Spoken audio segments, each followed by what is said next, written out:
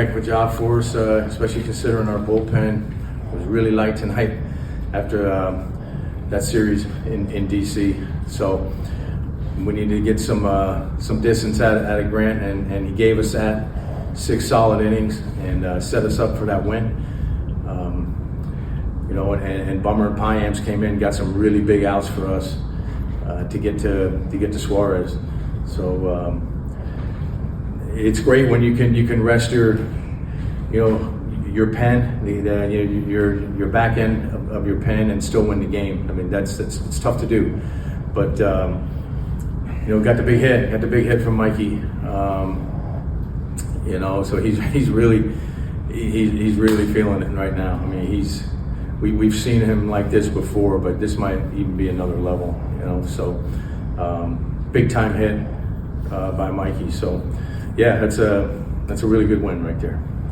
This season's already provided so many special moments. I mean, how do you sort of put into words that one tonight?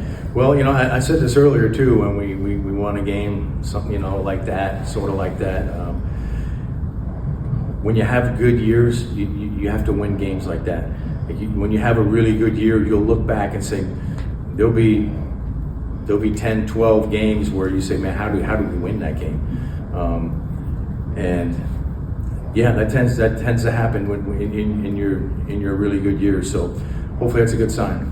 Did you know Harris, was he always available for pinch hitting? Or Yeah. Were you at all worried about setting him up there in that situation, or was that kind of the plan all along? No, I mean if the situation showed itself, I was going to use him.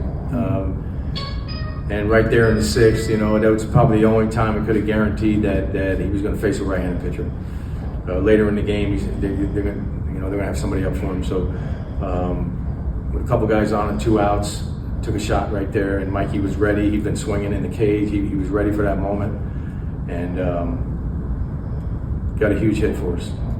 Michael said he's going to rest on and see how he feels the next couple days. I assume you want to get him in the lineup as soon as possible, but I figure you take that same approach there. Oh, of course, yeah. We'll put him through the test again tomorrow.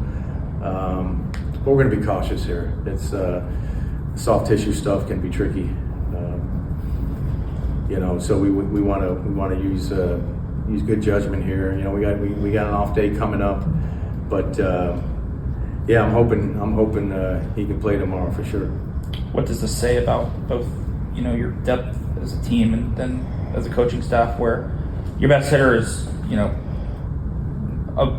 late scratch, but you didn't overreact in April and still gives you a chance to win the game? We have I've said this before. We have pieces this year, to do some things over the course of 9 innings, especially position player wise. It's very versatile, very athletic bench,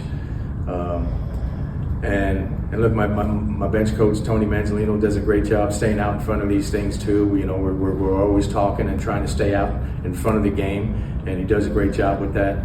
So we just have, it's just a differently built team than we've had here in the past. We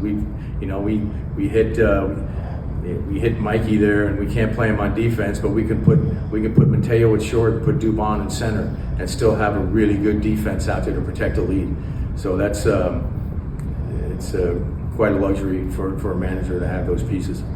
Seems like guys are doing the little things too, right? Like Dom beats out the infield single, Jorge steals a run with his speed. Just all that stuff is adding up. Yeah, look, I mean, when things are going well, it snowballs either way, right? Whether you're having a tough year, or you're having a good year, and we some breaks are going our way, and I know it's probably not always going to be that way, but a lot of times you end up making your own breaks, and I think we've done that too, because we have a talented roster, and we're pitching well, and so we're tough to beat right now. Yaz got another hit. Yeah, Yaz is coming along, man. I know, and even on the road, he had some hard outs. He got the hit against the lefty too. And look right there. We got to keep in the game for defense. There's no pinch hitting for Yaz against the lefty right there, and we didn't have anybody play the outfield at that point. So, but yeah, I've given Yaz some at bats against some left-handed relievers, and he's held his own. You know, he's taken some good at bats, and I thought he had a good at bat against Mesa in Philly last week, and he got the hit off him there and hit the ball well. So yeah, it's going to be all right. Walt, third save for Robert Suarez. How are your feelings about Suarez and how he's doing right now? Yeah, no, he's a game changer. Having that guy at the back end of the game, you know, especially when we had him and E, you know, double barrel.